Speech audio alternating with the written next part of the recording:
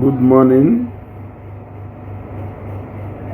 Angel peace, I greet you. Towas, I greet you. I can see you washing. Yeah, Towas, I greet you, sir. I greet you, my people. Right? Okay. Yeah, longest time, brother.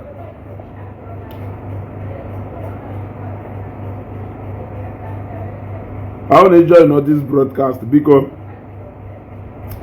metulu maka na share button. Towas a chef for Congo one name. Hey, na moshie. Messi anga chefu. Ọkụkọ ga-alụkwọ nkwọ ma ejiko n'ụwa so ụmụ ya. Ọkụkọ ga-alụkwọ nkwọ ma ejiko n'ụwa so ụmụ ya. Eze Emeka ezugo I need 0 bitters. Eze Emeka one ka ị chọrọ? How many cartons ka ị chọrọ?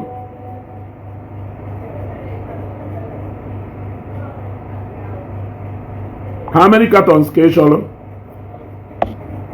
Eze Emeka, how many cartons ka ị chọrọ?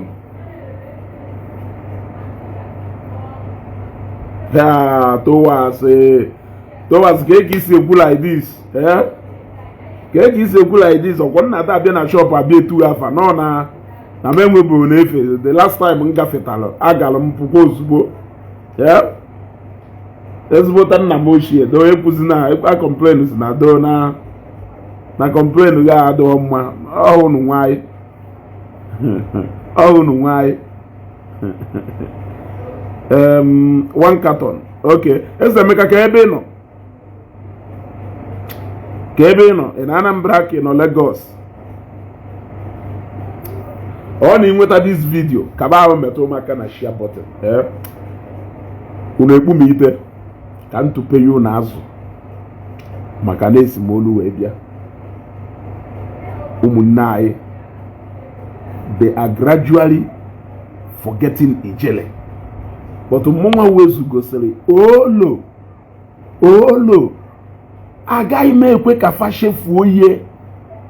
I will not allow them to forget about him.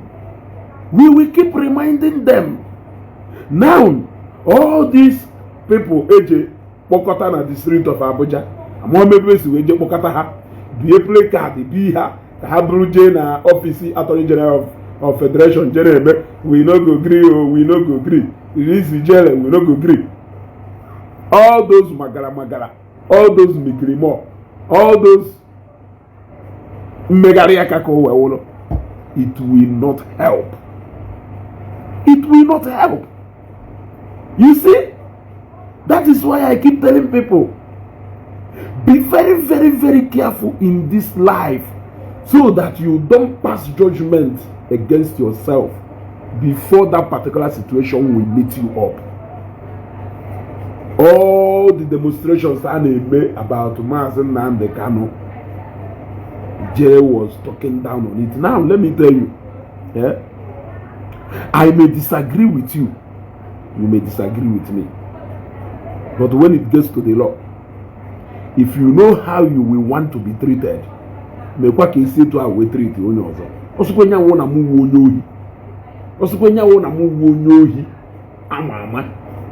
I still deserve fairness.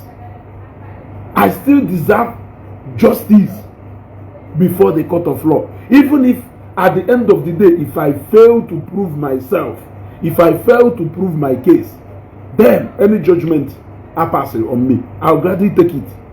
But what most of us do is that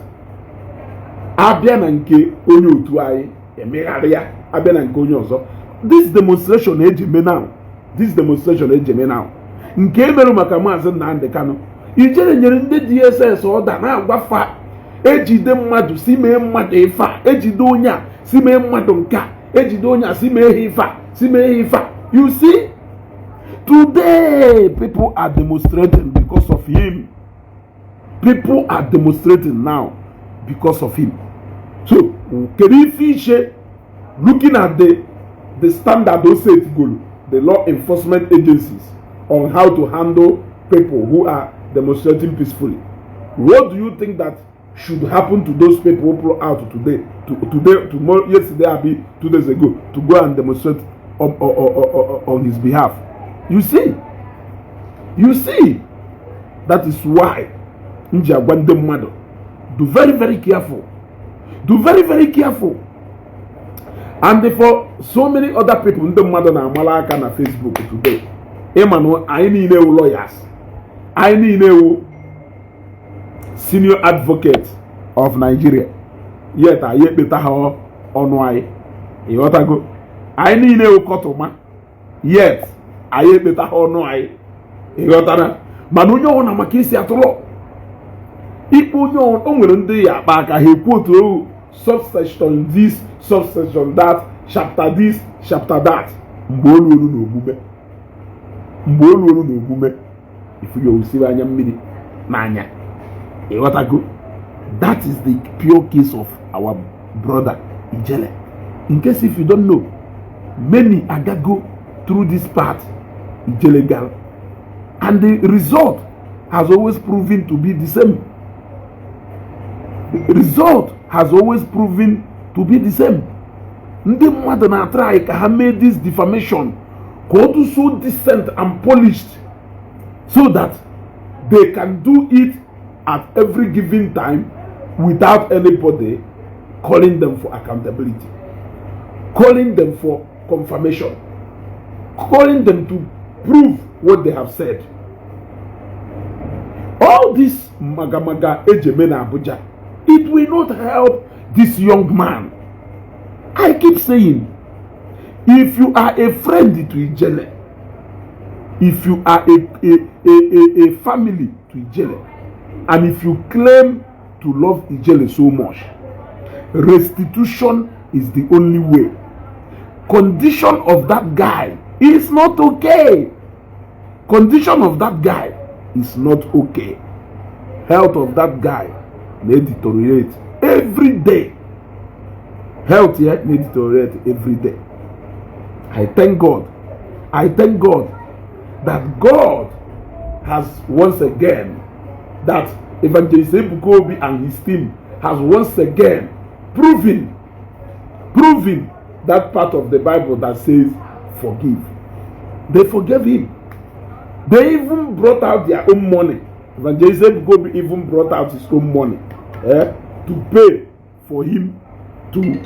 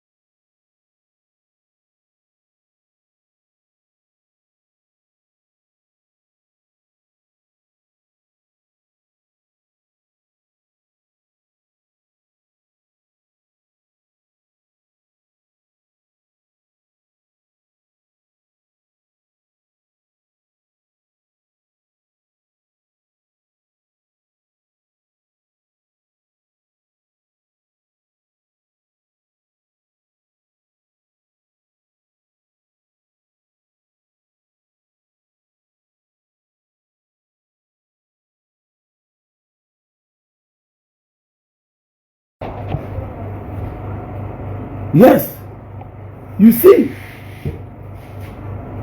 as I was saying, if he's really sick, let them release him. But I warned him when he was misbehaving and feeling too powerful, and he blocked me. If he's feeling sick, let them release him. Ohono mmadu kposhiri na bedroom ye. Iyota go. Obrono mmadu kposhiri na bedroom ye. Ona mmadu je gbachie na parking shop. Shiriki. Oh, Iwaji ye. But there is something that must be done, which is what? It takes a lot to be humble. At some point in your life, you need to apply what we call humility.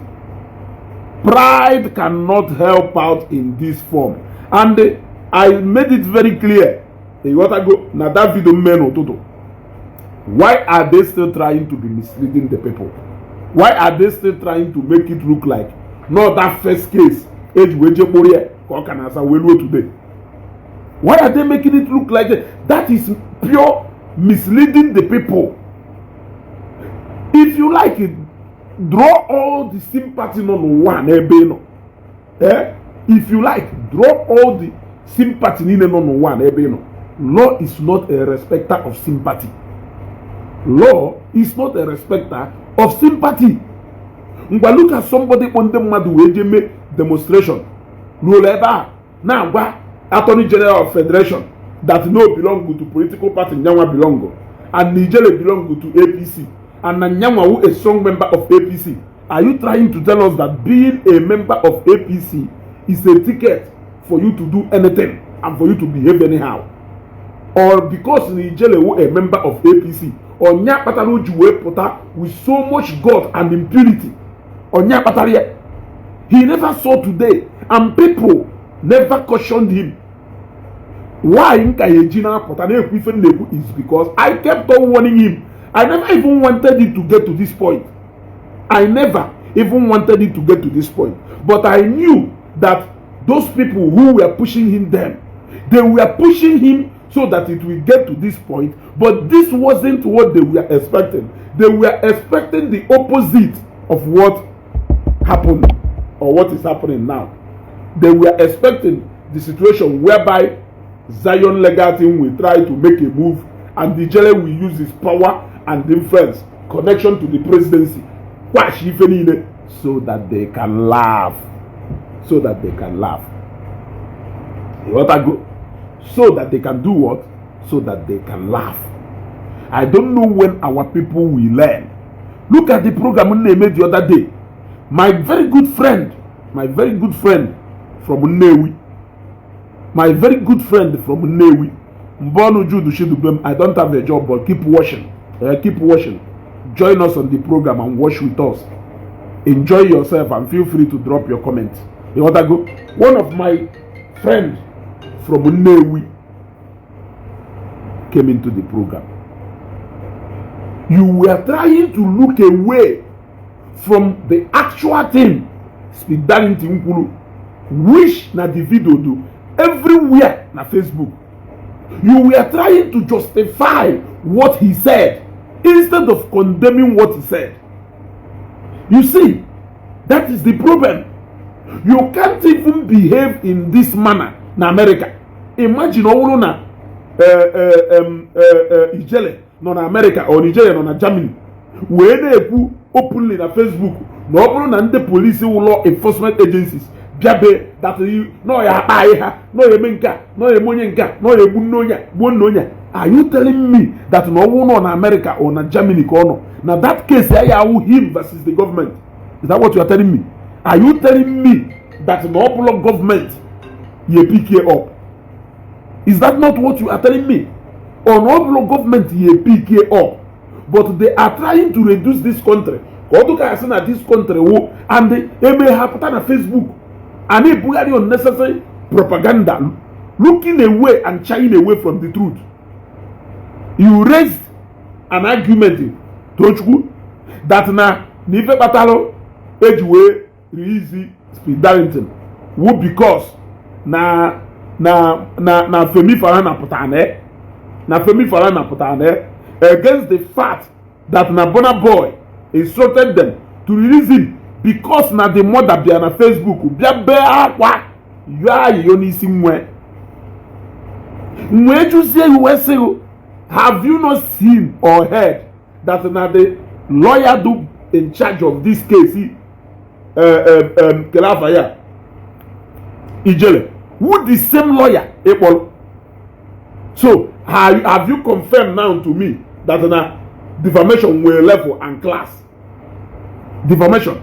It's your potential in the call to ịkọchasịchatụ oge oloro na mgbagha ihe ebukwa AI oge oloro na mgbagha ihe asịkwanụ ndị mmadụ ji vidio were voice wee lụọ ife alụrụ wepụta you will still say it. Amụme dị excitement na-ada ịpụzes ndị mmadụ ịghọtago amụme ife na-ada ịpụzes ndị mmadụ na ọ wụrụ na ha nọ na screen na-abụ ụdị mba ha na-ada abawa you na-ekwu a lot of things n'ọnụ things you cannot prove.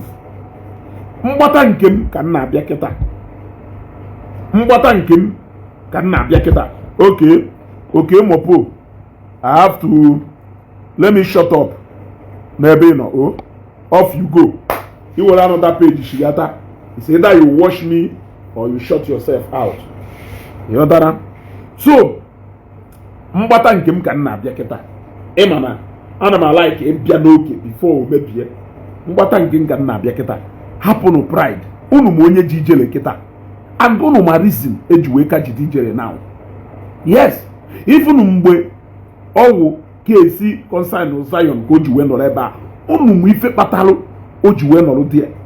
Ọ bụrụ na that time na these guys mere the right thing ọ bụrụ na ha mere the right thing ha supposed ime which is gonna bend down, be humble, yeah, show an act of repentance, seek for restitution, go to the people on the case with, ask them for forgiveness, beg them to withdraw the case against him. Shekina, all these things will end. This is 7 months. We are running into the end of this year, and this is how somebody just from nowhere, because of pride and arrogance, problem we see kokwaso onwe ihe ngwa look at also kwenya wolo na kidney na adapu but if you na ajụ na onye a pụtakwara easily like that into ihe na-eche kịta ahụ na unu jelu na nke onye unu ma ji ihe unu ma afa ye and unu ma ife okwuru maka that man and unu ma ife okwuru maka that man walu. Let me tell you something. A lot of people macha ife na-eme around you. A lot of people will think which they don't have proof for. You cannot come and say it, mentioning people's name because you think you are strong, that you must say it. Do you think that no further even but because they don't have any evidence to prove what they will say, you will be more secure if you keep your mouth shut. Onye ọzọ aya gwagye ịghọtago onye ọzọ aya gwagye. A lot of people afugo onye ohi ha na-eje Lagos nọrọ onye hama bata na moto with ndị ohi bịa zuo ohi na moto ọ fụrụ onye ahụ mana ọ ya pụta na iro kwube na onye awụ onye ohi because of gono onweghị evidence. Ifukwara onye ahụ rightly ebe ọ batara n'ime moto bịa zuo ohi but ịpụta na ilo boya ohi ị nwere ike ije nga yet ọgwụkwọ onye ohi eziokwu.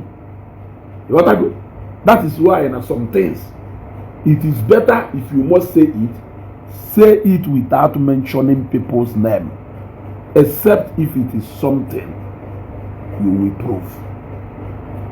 And the man people are like iwere aka okpugide onwe sacrificial lamb because na people who you know that they don't like you, that they were clapping for you.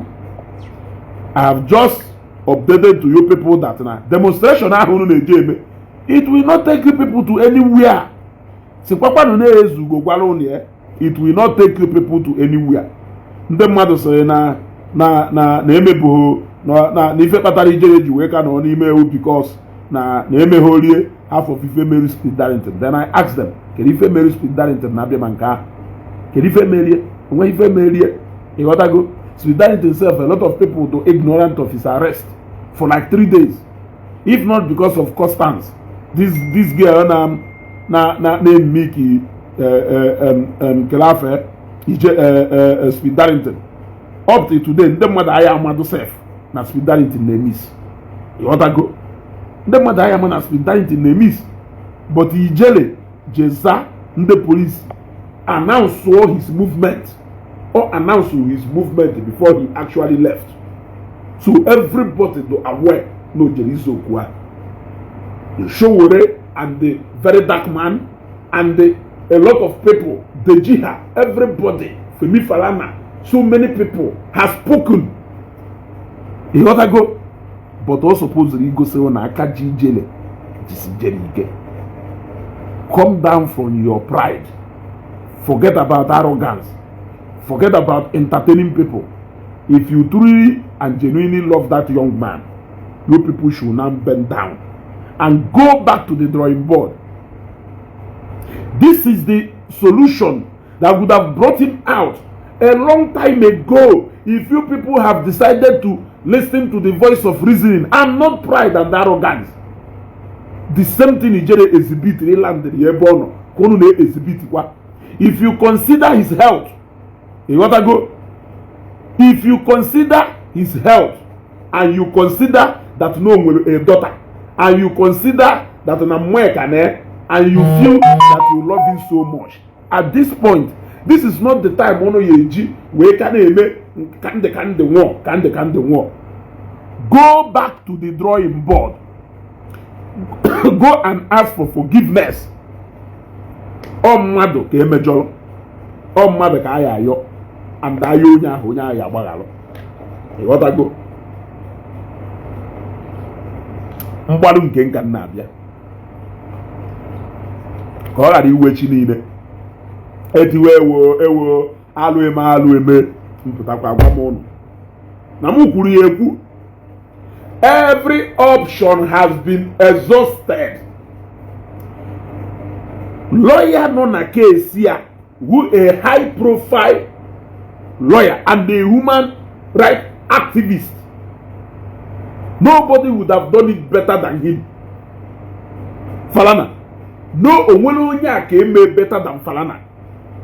So the material he has na case here, who the best.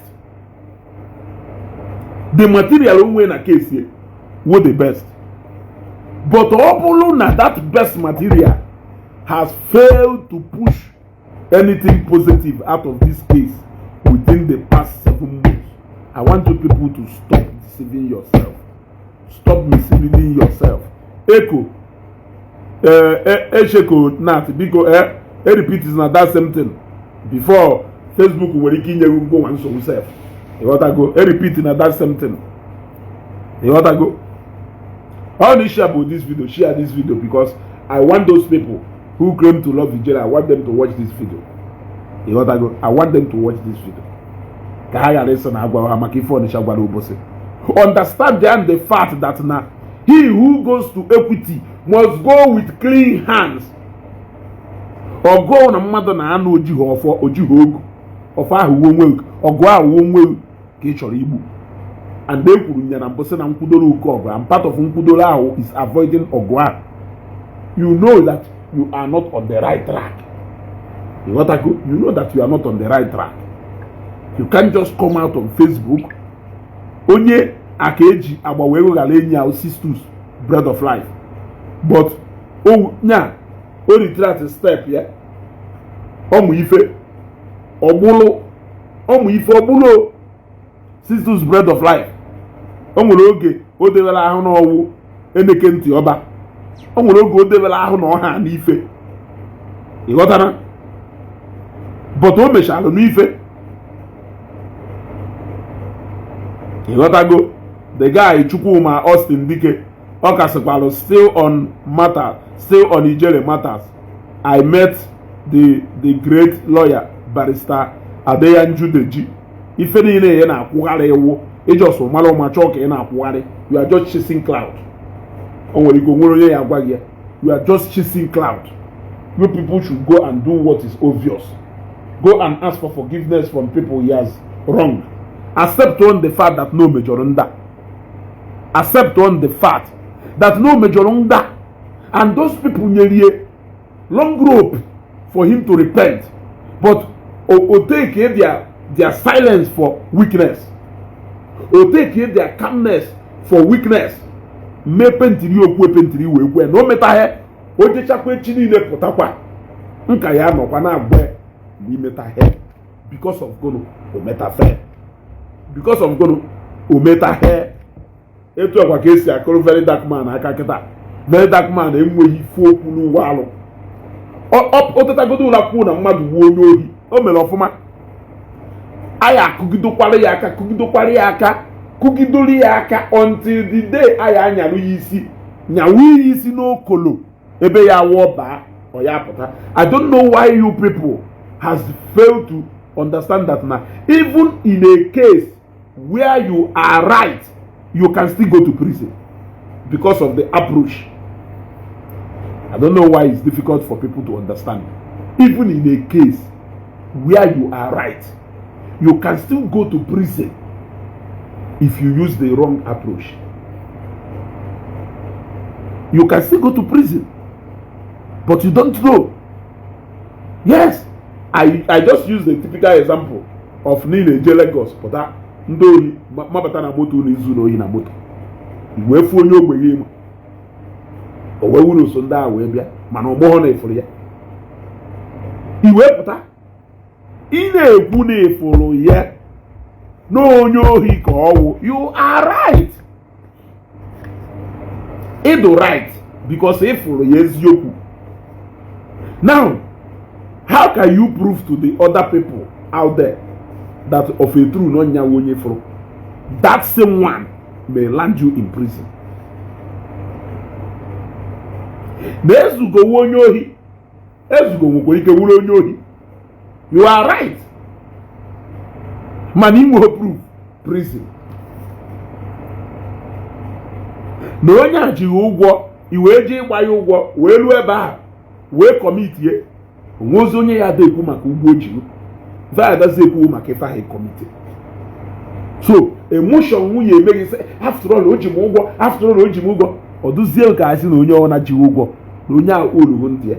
Ife niile gbasalụ na law has to protect onye ahụ ji ụgwọ na destiny onye ahụ ji ụgwọ do by your own hand, and that is why a lot of people ji wee nọ na prison today against those people who actually did injustice to them. Amụrụ m ntu anyị isi agwa gị wuruzie emotion Udele na nkọ be ndị ọcha ụnụ na-akpọrọ anyị ada eme ụdị ife a be ndị ọcha na monitor their social media space. Ha do very particular about cyberbullying. You know what it is. A lot of people ejego nga be ndị ọcha because of ife ha kwuru ekwu, especially nke nwere ike border on internal security. Ọ na Nigeria wee bunye ọ na-ebinye egwu lawless ejime Omenala demonstration jewe n'office the Attorney General of the Federation. Kedu ife unu jere ime ebe a? Kedu ife unu jere ime na that office? Ọ bụrụ na apply ya Ijele the same thing o wishiri Maazị Nnamdi Kanu. Ime ọ na ekwukọrọ unu niile jeru na that Attorney General office chịkọrọ unu niile ga-akpụsi unu n'ime ma ogbo egbe according to ndị o si ekwu, because ọ chọrọ ka onye ọ na demonstrate ya Maazị Nnamdi Kanu. If you don't like him, don't you know that no nwere people who love him? Are you not aware? Now look at it. Ijele so no onye Igbo emego arrest. I did not see much people coming out to speak for him. Even those people who were supporting him then, they have turned today to tell us na Ndi Igbo niile hate Ijele. Ijele na-ekwu against Ndi Igbo. Ọ na ịmalọ them. Wee jee na page wee na-agwa Ijele is a force to contend with. Ọ na ịmalọ na ife niile ahụ ụnụ na-akọ, we ife drag into that highest level of arrogance to the point of ibizie flex ebuka obi kpọọ ya onye ohi de ife niile o dere buru ya je na-akpagharị na the street of Abuja. Ha mewe ihe ndu na Abuja, ọ chọrọ ha bịa Lagos emewe ndụ ọdụkọ weakness. A sịrị na agwọ emeghị ife o ji wee wụrụ agwọ, ụmụazị were eke nkụ. Ọ nọrụkwa na Facebook na-anakwa mmadụ na onye ahụ dakporo mmadụ. Emeghe ụdị ndị ife ka edu ka unu yesi wee mụta ife. Ọ naghị amụta ife because without this kind of akanante, a lot of people ebe a ka efe na nku akwa na nku fele.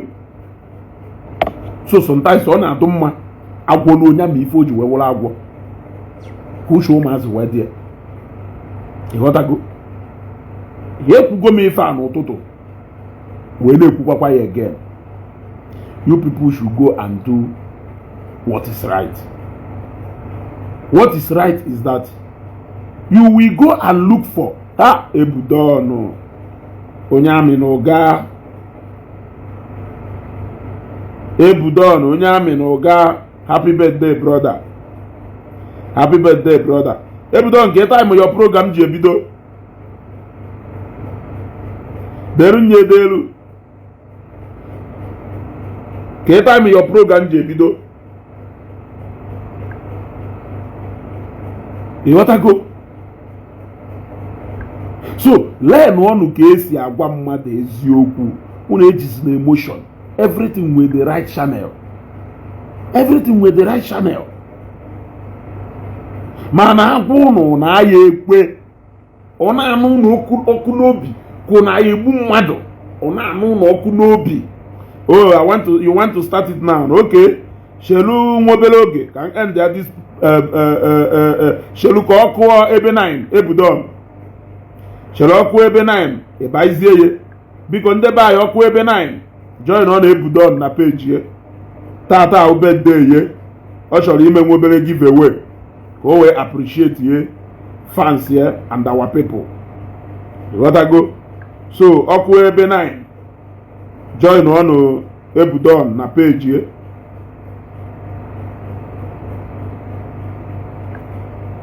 Ya ọkụ ebe 9 ka anyị join ọ na-ebudon na page ye. O nwere nwa obere ife ọ chọrọ ịtụpe ya anyị maka be ndo odogwu.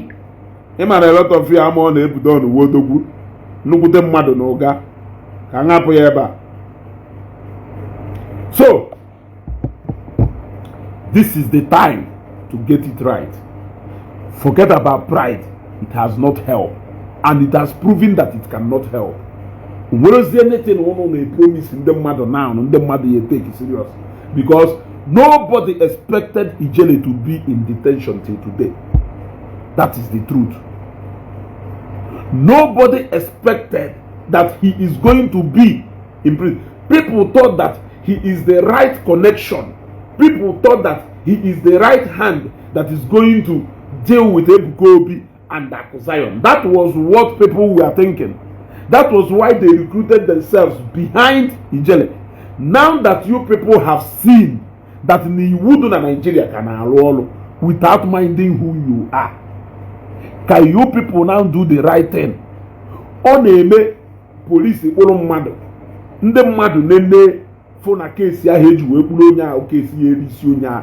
Apụọ isi a na wapụ ọsọ je chọwa onye je kwuru onye a yọwa mgbaghalụ yọwa biko. Jenu yo biko agogo munu bolone. You should stop expecting a hero from him.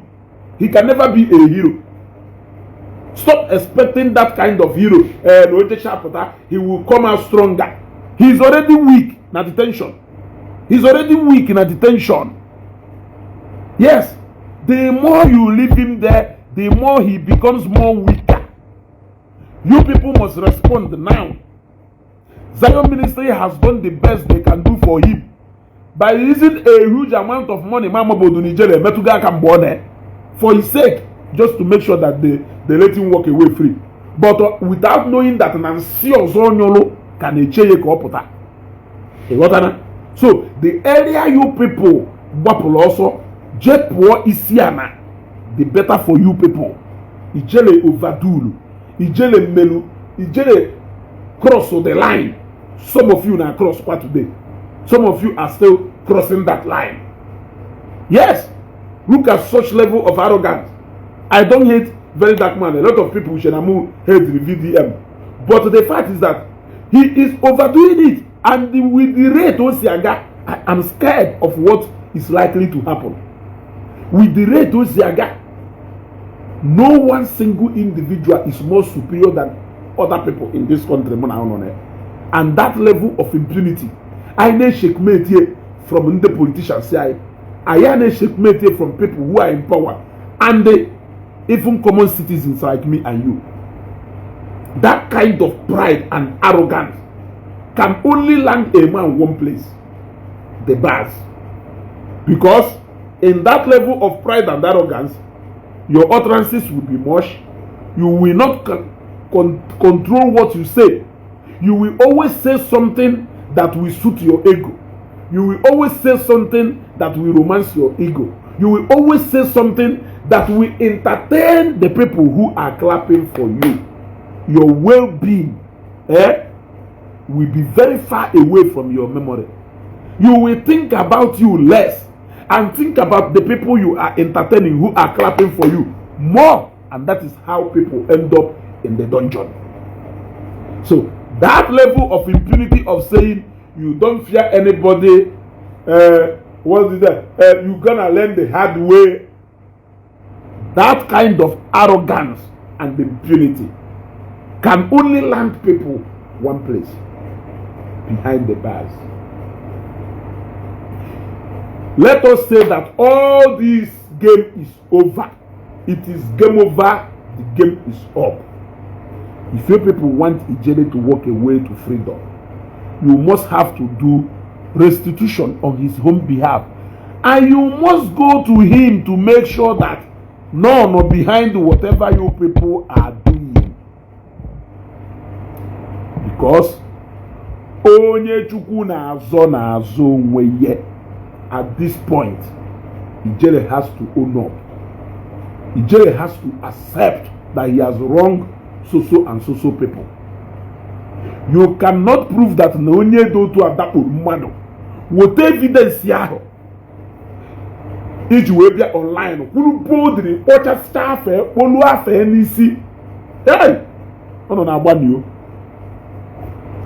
Ono kala obi o. Fodu ni mu no wanu nwere obi.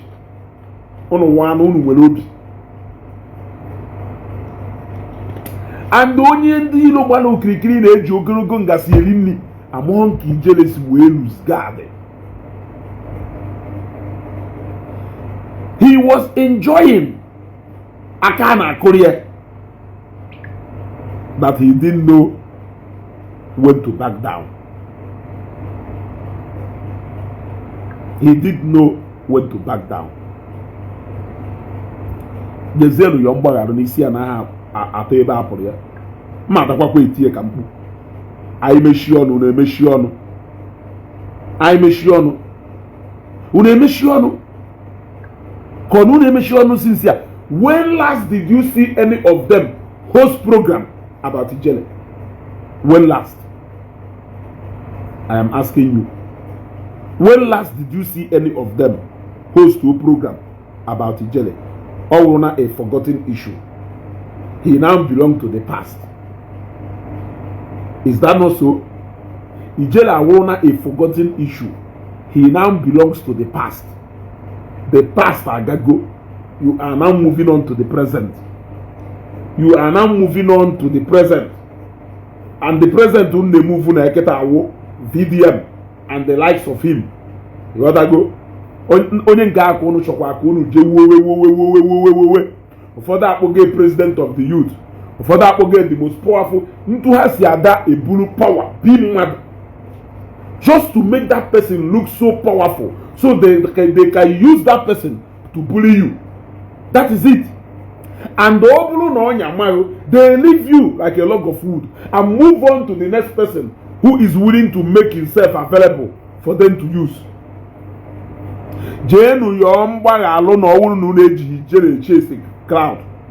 At this point, what you people need to do is to go and ask for forgiveness. There charges.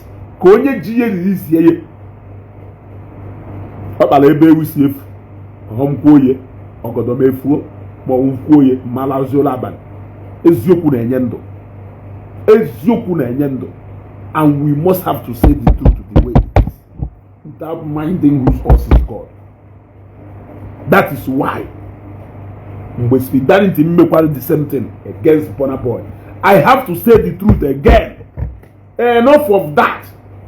Enough of ịpụta na Facebook na atụrụ ụga na-ebo mmadụ na akụrụ ebubo na-ebo mmadụ ajọ imeye ekpọ ya civil case, not a civil case ka ọ ekpogodo nna m uwe onye ohi Emeka Uzueze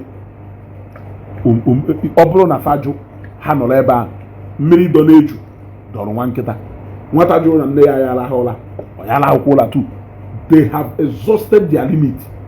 They have even cried. They have lamented. They have recruited people. They have consulted. They have done everything possible they thought that no problem na family, the gate of nga will be broken loose.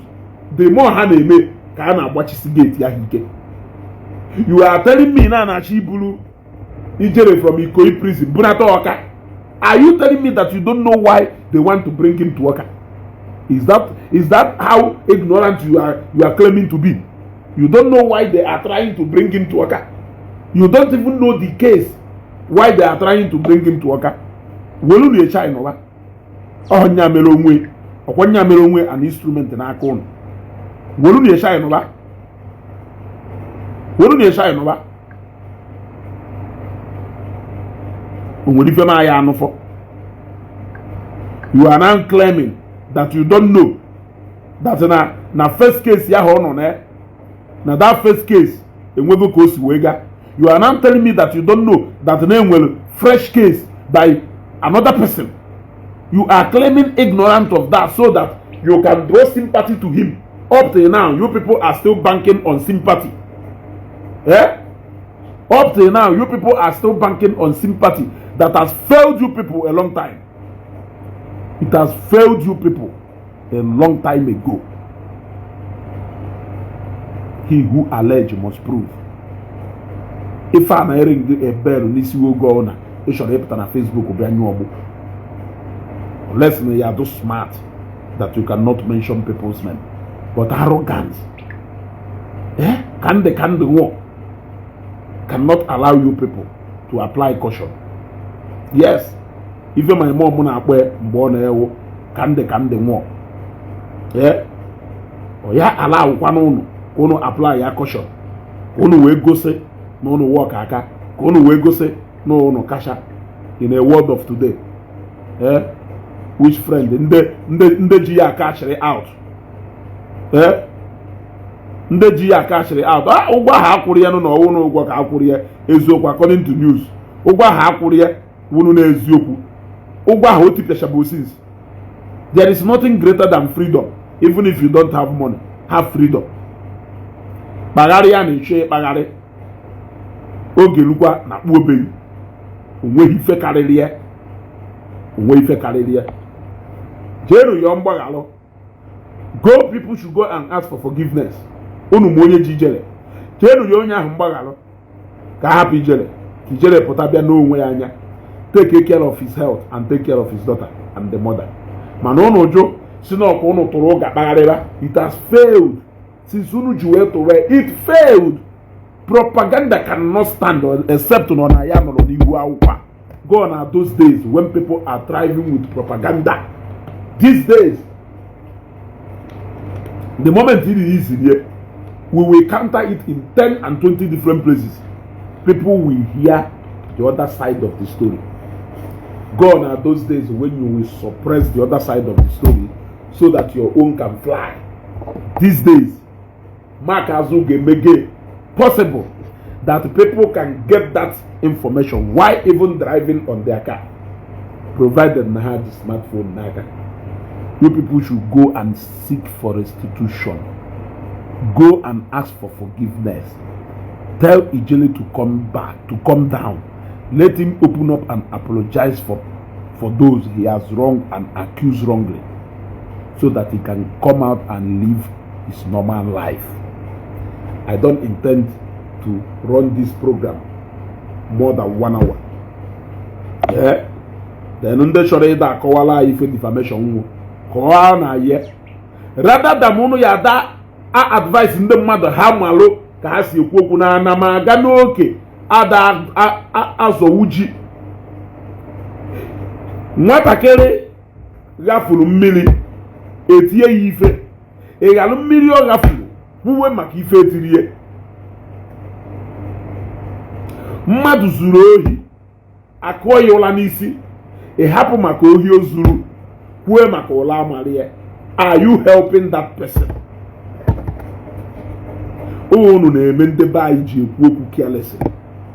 They will keep learning in the hard way. The same thing with Ingaspi, that in Ijele. They will keep learning the hard way. Yeah? I end this program here. Follow Ebudon TV. Go to Ebudon's TV by 9 o'clock this night. 10 minutes from now, on will give away Oshol Ime to mark his birthday. Who today? Ezbota Mwoga from the family of Ezugo. We wish you a happy birthday. Keep your finger crossed. We never know what is still coming ahead for Ijele. Yeah? But the fact remains that his health is deteriorating. Ijele with kidney failure and unaided dialysis. And in his case, they are somehow complicated. The best thing those people who claim to love him can do for him is to utilize every means possible to make sure that they get him out of Eba Honor. And which is number one is to come and be seek for a student. Magalia no marundo mejoro. Ono from where J Park in Chalo the Egypt, the way she may arrest, the way go J Park Koko. Ujeshi Egypt bata swallow pride there. J and KAEMN. J yo yambagalo. Okari ho. Onye amaghị onye nwu ka ya n'ụwa onye nwụrụ anwụ ọkwọnụ so onye ozu nwụrụ anwụ jigara ime onye ke mana ọ makwa onye ke ọsọ ọ na ọ maghị onye ke ndị dị ndụ bụ ibue nya kwuchiri na ha ya ebue mana because of not acknowledge the fact that na ndị ahụ nọ ndụ ke at that moment or submit it to them. Ịghọtago onye amaghị na mmadụ ka ewe onye nwụrụ anwụ maka na mmadụ ka ibe. Ịghọtago cheenu pụọ isi ana ono chozie ona contact ya nka ngwo na ifunu ya ejigase maka na aha agba aka eje ni udike ngwo na ifunu ya ejigase una ejebe je no Onitsha je nu yo mgbagalo onu yo mgbagalo agbagalo onu ji yo mgbagalo tinye na camera ka mbo wa funu na ejego yo mgbagalo. Get you people should get Ijele na camera, let him apologize so that people can hear him. That no apologize go withdraw some of all those things so kulu, he will walk to freedom. Man, no since one on a fight, he has been fighting. Only you measure that Bamundon a fight. Bamundon a fight, eh? Bamundon a fight. Bamundon a notalo. I will end this broadcast here. I remain your favorite, Izugo. Dalon.